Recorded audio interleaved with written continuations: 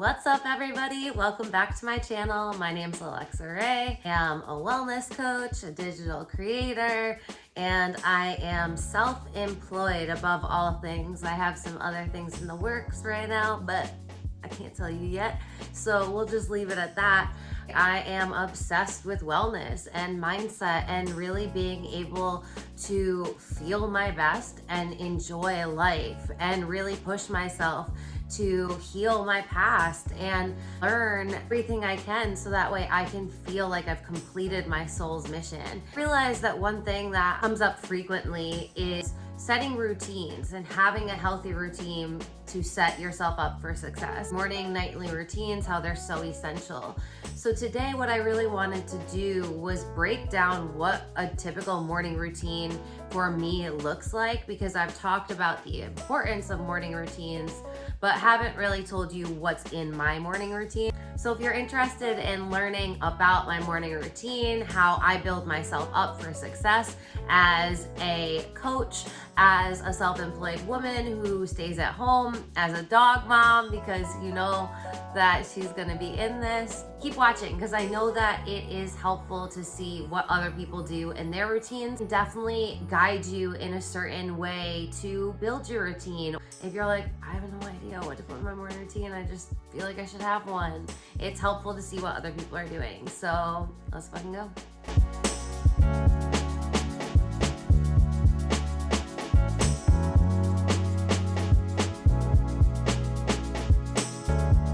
First thing I do is I wake up at 7 a.m. I have my phone set to a sleep timer. I sleep from 10 p.m. to 7 a.m. typically. I really do best with 9 hours of sleep. I know that everyone is different with this.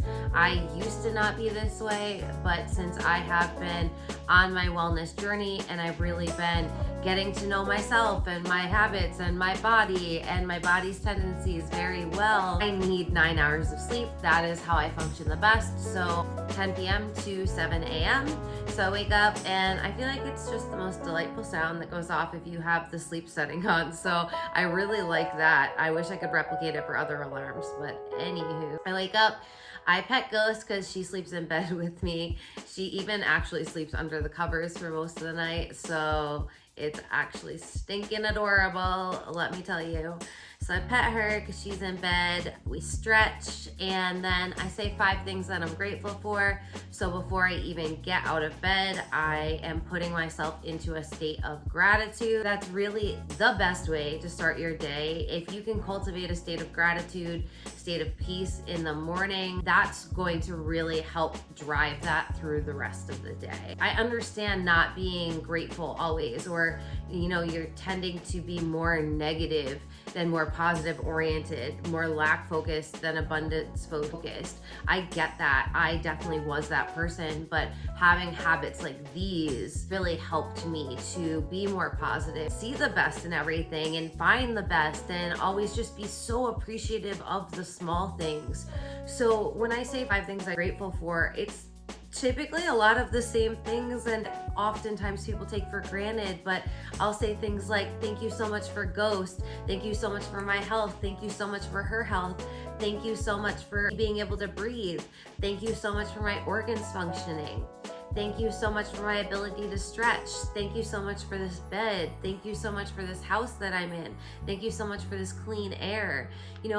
These are all quite grandiose things if you think about it actually, but they can be very easily overlooked. So I just wanted to mention that staying grateful doesn't mean that you have to come up with these elaborate things. It just means really in the present moment, tapping into what are you grateful for? Is it the blankets that are on you? Is it the clothing that's on you? Is it your skin?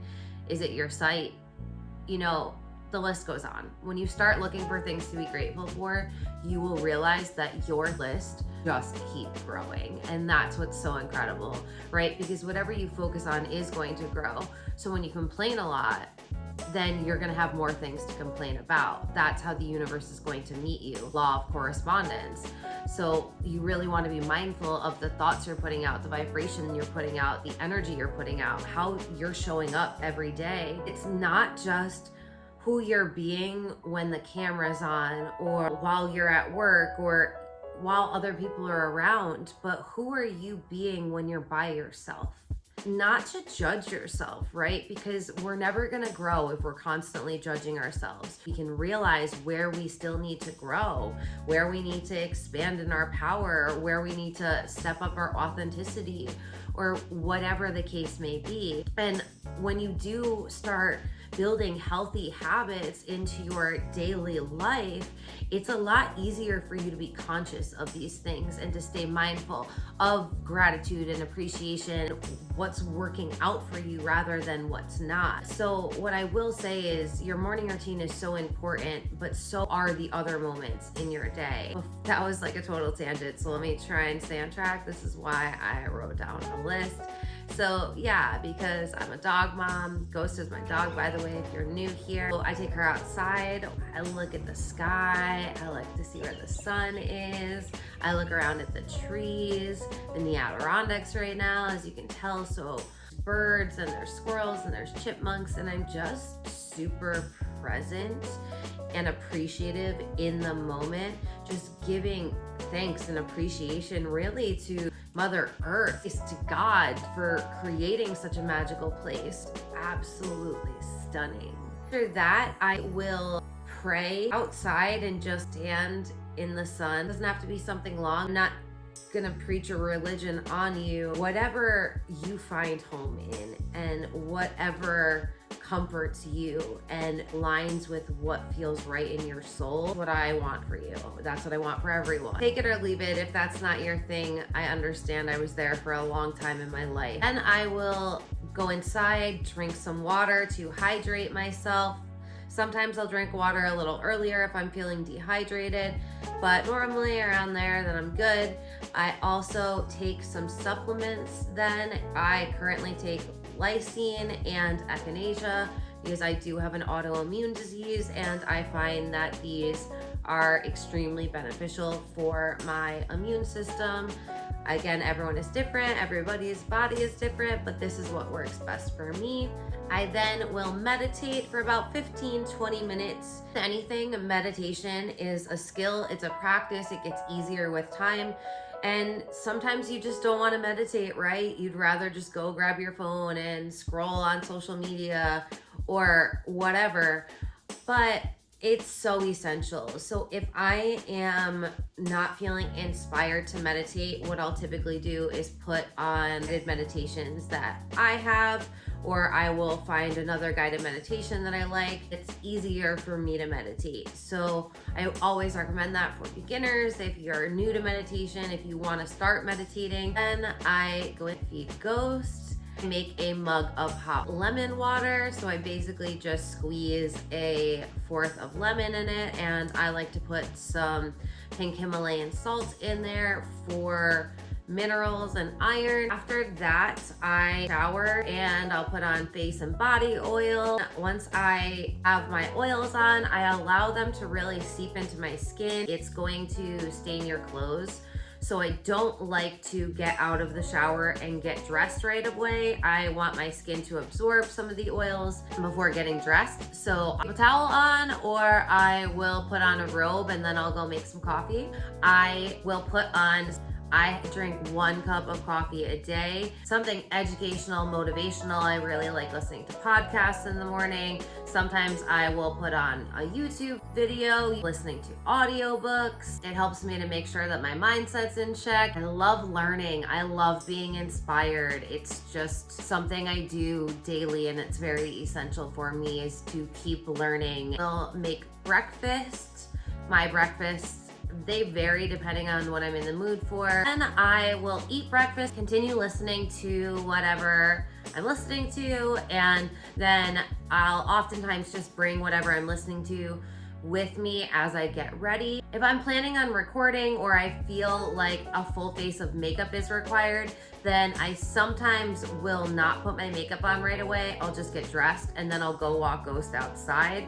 So that way my makeup doesn't get messed up. And I go outside and I walk with Ghost. I really like to have a nature trail close by so we can just easily walk through the trail. 2-mile walk with Ghost in the morning. And at night, I'll do a workout. You can try different things and you can try implementing it and see what works best for you.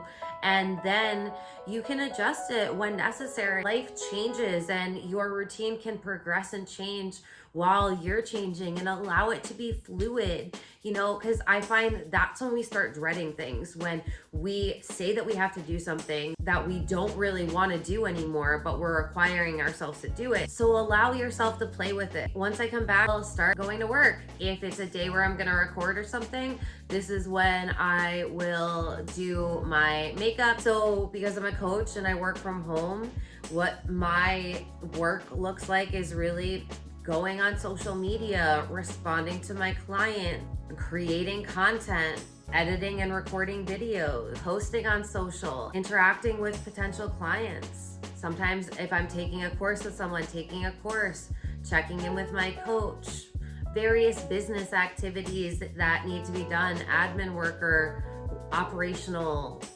things like that. And that's really my morning. I put on music that will put me in a good mood, and then I feel like it's more vibey. I'll light some candles. I love having good smelling things around me, a good vibe, and start my day. And I've already come into my morning being so relaxed, having gotten fresh air, gotten sunlight, my mind right, I've moved my body, and I love what I do. So being able to work from home is just so incredible because it allows me to set up my routine how I would like. I don't have to rush throughout my day. I don't traditionally make appointments in the morning because I honestly gave up rushing in 2019, and I know that sounded so basic when I said it, but I was like, I'm not rushing anymore. Rushing is just such a New Yorker habit to have, and especially if you're an ambitious woman, I feel like you're always trying to be in multiple places doing multiple things. We're always rushing and you only ever have the present moment. So I was like, I'm not doing this anymore. So if I make an appointment for anything at all, it's always after 11. Like 11 is the earliest I go anywhere to be able to take my time in the morning. People wake up earlier because they can get more done, and it's normally more productive instead of having a late morning and then getting less done because you woke up later and then feeling worse because you weren't in a good mindset.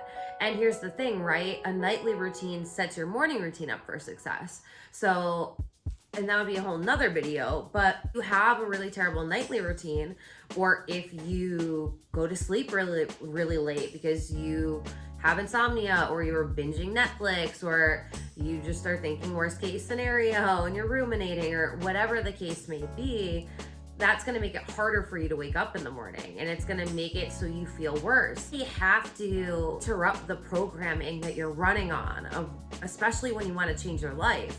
And the way that you do that is to not let your default old programs stop you. Oftentimes, our ego will come up with excuses to keep our programs the way they've always run. What that means traditionally is you can feel like 5 years of your life went by and nothing really changed. And it's because anytime you tried to do something differently, your ego chimed in and then you just succumb to who you've always been. This is how we change our lives.